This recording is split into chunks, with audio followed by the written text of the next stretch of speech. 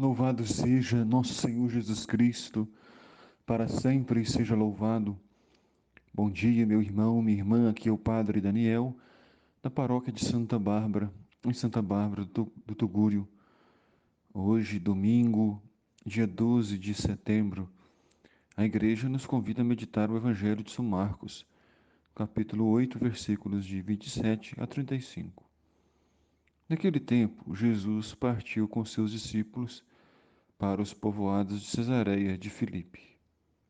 No caminho, perguntou aos discípulos.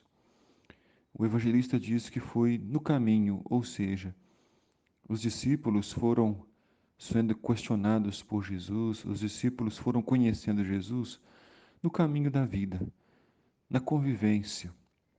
Não foi uma descoberta de uma vez, não foi uma descoberta de uma hora para outra, mas os discípulos foram se encontrando, foram convivendo, foram acertando e errando, e a partir disso foram tendo convicção e certeza de quem era Jesus, qual era a sua missão e seu objetivo.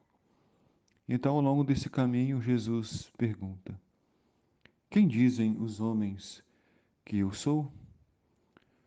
O que a multidão anda dizendo? A multidão via os milagres, a multidão via a autoridade de Jesus, sua palavra libertadora.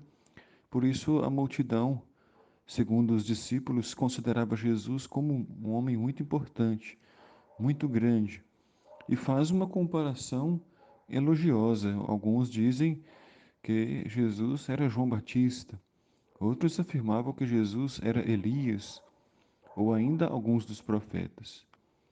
Embora fosse um elogio referir Jesus a algum dos profetas, mas se entende que achavam que Jesus era alguém do passado, alguém que já havia morrido. Mas Jesus não é do passado, ele é do presente.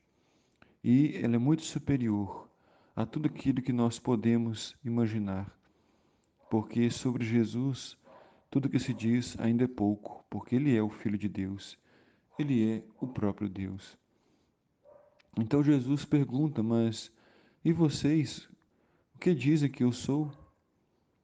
Aí Jesus volta a pergunta para o grupo dos discípulos. Se talvez Jesus esteja agora te perguntando: quem sou eu para você? Quem é Jesus no seu mais íntimo?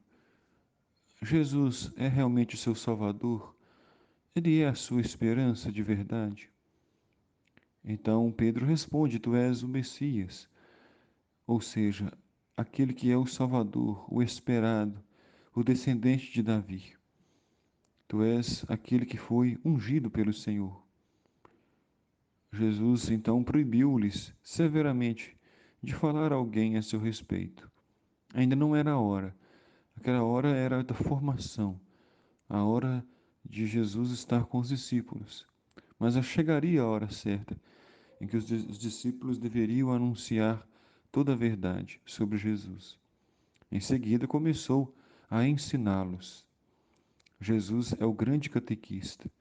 Jesus é o mestre que ensina, que mostra o caminho. Ainda que não seja o caminho que gostaríamos de seguir, ainda que seja um caminho cheio de espinhos e pedras, mas é o caminho da salvação. E Jesus ensinava dizendo que ele deveria sofrer muito, ser rejeitado, deveria ser morto e ressuscitar depois de 3 dias. Muitas vezes, os discípulos ficaram presos somente à primeira parte, à rejeição, ao sofrimento, mas se esqueceram que 3 dias depois ele prometeu que iria ressuscitar. Na vida da gente também é assim, faz parte a dor, o sofrimento, as perdas, a ausência, mas haverá a vitória, haverá a ressurreição, haverá vida nova, basta confiarmos em Deus. Os discípulos só foram entender que realmente Jesus tinha razão após a sua morte e ressurreição.